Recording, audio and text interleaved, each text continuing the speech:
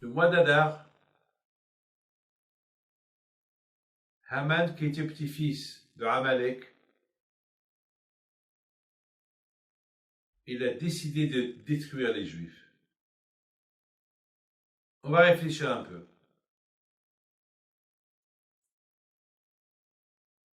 Qu'est-ce qu'Amalek il a voulu faire? Amalek, toute la force de Amalek, c'est de créer le doute. Il n'y a pas pire que le doute.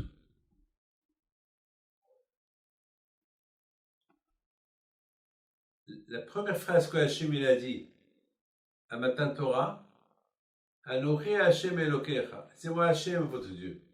Mais on le connaît. Mais on l'a vu en Égypte, on l'a vu à Karat Yamsouf, on a vu tous les miracles qu'il nous a fait. C'est quoi par exemple, vous me connaissez et je vous dis, hé monsieur Yoel, c'est moi David Pinto, le petit-fils de Rabbi Haïm Pinto. Vous me connaissez, c'est pas un peu que je vous le dis. Imaginez-vous, quelqu'un, on se connaît, il n'y a pas de présentation, on se connaît. C'est quoi? Je n'ai pas compris. Eh bien justement, Kadosh Baruch Hu, il a dit au Bnei Israël,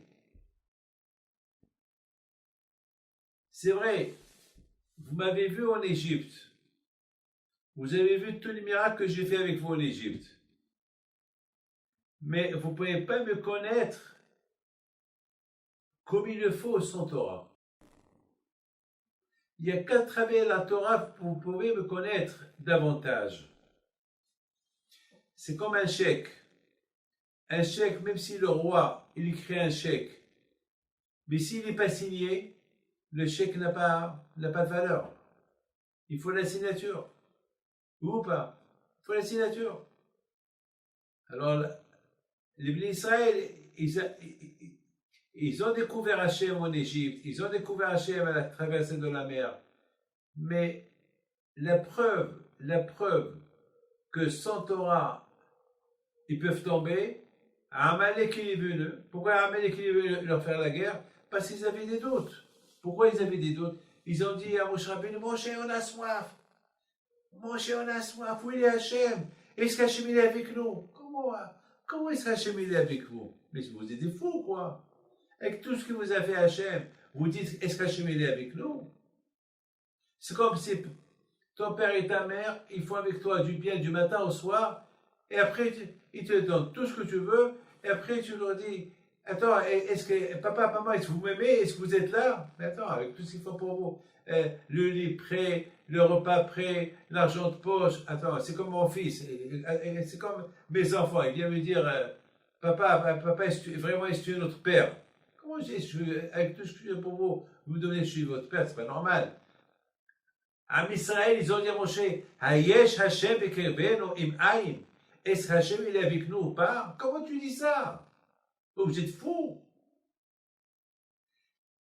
Hashem il a voulu leur prouver avec toute la émona qu'ils ont. S'il n'y a pas la Torah, la émona elle est bidon. Et la preuve, Amalek il est venu leur faire la guerre. Alors là, ils étaient choqués. Comment? Pharaon, il est venu avec des milliers de soldats et Hachem les a balayés et un petit groupe, une centaine de personnes, il vient leur faire la guerre. Ils n'ont pas peur de Dieu. Imaginez-vous, mon fils, imaginez-vous un roi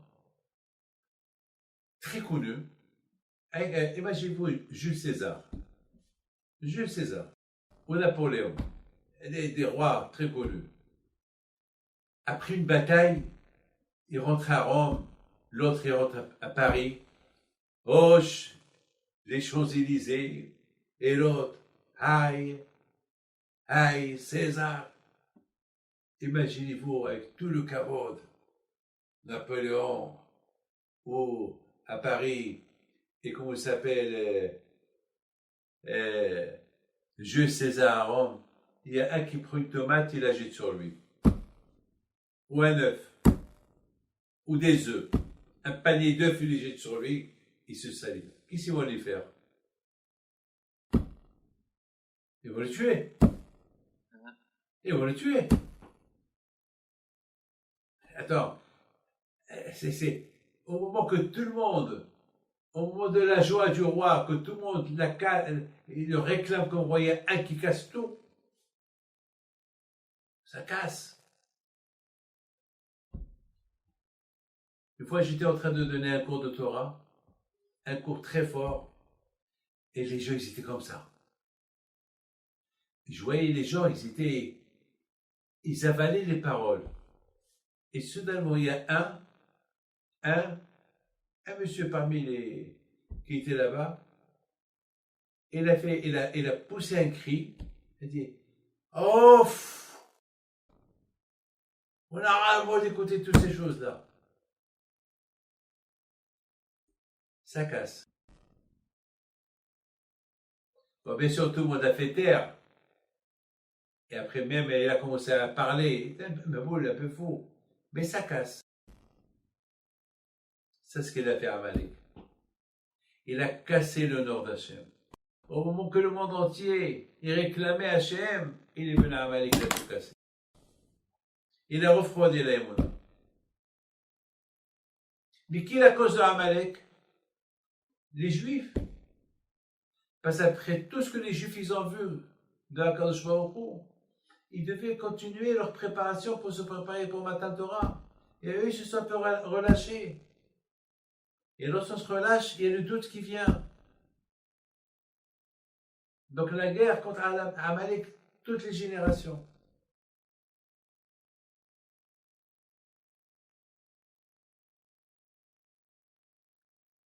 Maintenant, on comprend très bien maintenant que Amalek, sa force, elle est très forte le mois d'Adar. Chaque année, écoutez bien ce que je vous dis, chaque année, la force d'Amalek, elle est très forte le mois d'Adar. Voilà. Pourquoi? Parce que c'est le mois d'Adar que Haman il voulait tuer tous les Juifs. Alors qu'est-ce que nous on fait? Pour réduire la force de Amalek, qui était le grand-père de Haman, qui voulait tuer tous les Juifs le mois d'Adar, on l'attaque avec la joie.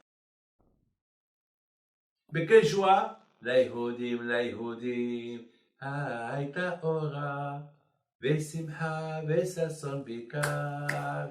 Laïhodim, la Torah, la joie. Et on raconte une histoire sur Rabbi Baruch Mibishbouj, très pauvre, c'était le petit-fils de Baal Shem Tov, très pauvre. Et un jour, il est rentré à la maison, et la maison, les enfants étaient assis par terre, il n'y avait rien à manger. Ouais. Qu'est-ce qu'il fait, Rabbi Baruch Mibishbouj? Il a commencé à chanter, il chantait, il dansait, il chantait. Sa femme lui a dit, Baruch, tu es devenu fou. Pourquoi tu chantes? Tu as gagné au loto. On crève de faim, même pas un morceau de pain. Pourquoi tu es content? Alors elle lui a dit, alors qu'est-ce que tu veux? Que je suis triste? Que je suis malheureux? Il lui dit, tu sais, ma femme adorée, qu'il y a un malach qui s'appelle Atzvut. Il y a un malach qui s'appelle tristesse. Comme malach Raphaël, malach Gabriel, malach Uriel. Et celui-là, il s'appelle malach Atzvut. Et il rentre que dans les maisons où il y a la tristesse. Il s'installe là-bas. Alors, lorsqu'il s'installe là-bas, alors il apporte encore plus de tristesse parce qu'on dit Ivdo et Hachem b'shimcha. Il faut servir Hachem avec joie. Et lorsqu'on sert Hachem avec tristesse, Akash Baruch Hu n'est pas avec nous. Moshe Rabbeinu, il a écrit dans la Torah Tahat Hachem lo avatem et Hachem Elokem b'shimcha, parce que vous n'avez pas servi Hachem avec joie, le Beit HaMikdash a été détruit. Parce que servir Hachem, c'est faire les mitzvot avec joie, simha. Haman Aracha, Alors qu'est-ce qu'il a dit le Pébar Mishbouch? Il a dit, c'est pour ça que je chante. Pourquoi? Parce que le malheur de la tristesse, il ne supporte pas la joie. Alors, pour que je me débarrasse de lui de la maison, il faut que je sois content. Et la même semaine, il y a eu un milliardaire qui est venu chez lui, il lui a dit, tu m'as fait une bracha, et Baruch Hashem, la bracha, elle a été, je vais te supporter et je te donne ce que tu veux. Et Baruch Hashem, Baruch, lorsqu'il n'y a pas la joie, on apporte la tristesse. Et bien justement, c'est ce que Haman il voulait faire. Haman il voulait apporter la tristesse, condamner tous les juifs à mourir. Écoute-moi, je vous en prie, lorsqu'on condamne quelqu'un à mourir, on le fait maintenant, oui ou pas? Oui. Si on n'aime pas quelqu'un, on se débarrasse de lui maintenant. On ne va pas se débarrasser de lui l'année prochaine, oui ou pas? Alors pourquoi lui, il a attendu un an? Il a attendu jusqu'à l'année prochaine. Pourquoi il a attendu? Pourquoi? Mais bon, il est fou, quoi. Vous savez pourquoi? Il voulait que les Juifs ils soient tristes. Toute l'année triste. Et avec la tristesse, il va pouvoir, parce que la Torah dit, il faut servir Hachem avec joie. Alors eux, ils vont être tristes, le chagrin, et avec la tristesse et le chagrin, aucune raison pour les tuer. Mais lui, il ne savait pas que c'est vrai, la tristesse, elle est dangereuse, mais lui, il a raison pourquoi il a voulu les tuer à cause de Moshe Rabbeinu. Mais Moshe Rabbeinu est plus fort que lui. Il ne va pas attendre l'année prochaine, et maintenant il va les sauver. La Yehudi. C'est de la folie. La folie, c'est la folie, c'est la folie, c'est la folie. Benafouchou. C'est raison, le mois de Hadar, c'est le mois que Amalek, il veut se renforcer. Alors nous, qu'est-ce qu'on fait avec la joie de la Torah? Parce qu'Amalek, il vient lorsqu'il n'y a pas la Torah. Alors qu'est-ce qu'on fait nous, à le mois d'Adar? Lorsque Ada, il commence comme ce soir maintenant, ça veut dire que Moshe il est là. Et puis Moshe il est là, qu'est-ce qu'il a donné Moshe? La Torah. La Torah. Alors les Yehudim Maïta Ora Bisimcha Bisasson Vikar.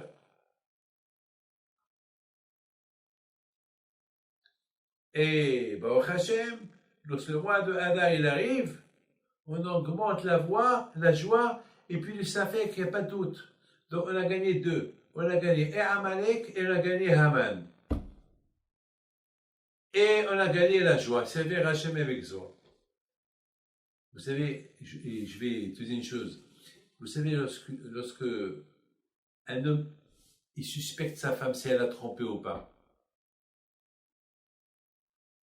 À l'époque, c'est invivable. Aujourd'hui, si quelqu'un suspecte sa femme, qui s'y fait, il a divorce ou s'il n'a pas de preuve, il n'a pas de preuve. Mais à l'époque, il a promis d'Amigdash et ils vont lui faire boire un verre de soda. Vous savez quoi, soda? Il va prendre un verre d'eau, le Kohen va prendre un verre d'eau, il va diluer le nom de Dieu dans l'eau, et le Kohen il lui dit, tu as trompé ton mari ou pas? Il dit, non, je n'ai pas trompé mon mari.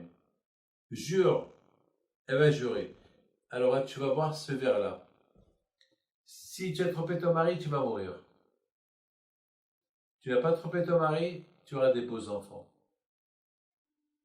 Et tu seras belle. Et tu auras tout le bonheur du monde. Amalek, alors ça c'est le... Aujourd'hui, on n'a pas de Beth Amikdash, donc on ne peut pas faire ça aujourd'hui. Le doute, il enlève la joie. Imaginez-vous quelqu'un qui a un doute. Est-ce qu'il est heureux? Quelqu'un qui a un doute si sa femme le trompe ou pas. Ou une femme qu'elle a le doute, est-ce que son mari la trompe ou pas? Il n'y a pas de joie. Elle est malheureuse. Et lui, il est malheureux. Alors, il faut aller chez un psychologue ou un rabbin qui les arrange. Mais à l'époque, on pouvait faciliter la chose à l'époque. On va chez le Kohen au Beth Amikdash. Il n'y a pas pire que le doute. Est-ce que j'aime le bon Dieu ou pas? Est-ce que Dieu existe ou pas? Avec ce corona-là, celui qui a compris, il a compris que le monde, il est plus comme qu'on l'a connu avant. Le monde, on ne le reconnaît pas. Même,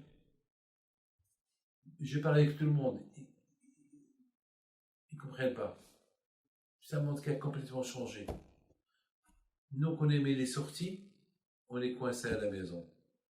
Nous qu'on aimait voyager, on ne voyage plus. Nous qu'on aimait la synagogue, on ne va plus. Nous qu'on aimait plein de choses. Nous qu'on aimait le mariage et les grands mariages, il n'y a plus. Tout a changé. C'est de la folie. On ne comprend pas ce qui se passe. On ne sait pas. Mais tu sais ou tu ne sais pas, on s'en fout. Il faut s'accrocher à Hachem. Et le mois d'Adar marque bim. Le corona a commencé le mois de mars, l'année dernière, le mois d'Adar. Eh ben, bon Hachem, on est là. Un an plus tard, on est encore là. Il faut se renforcer.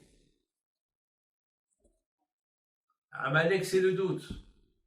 Le mois d'Adar, on enlève le doute avec la joie.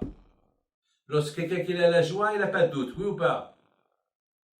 Quelqu'un qui n'a pas la joie, c'est qu'il a le doute. Hachem Emet, Vetorato Emet.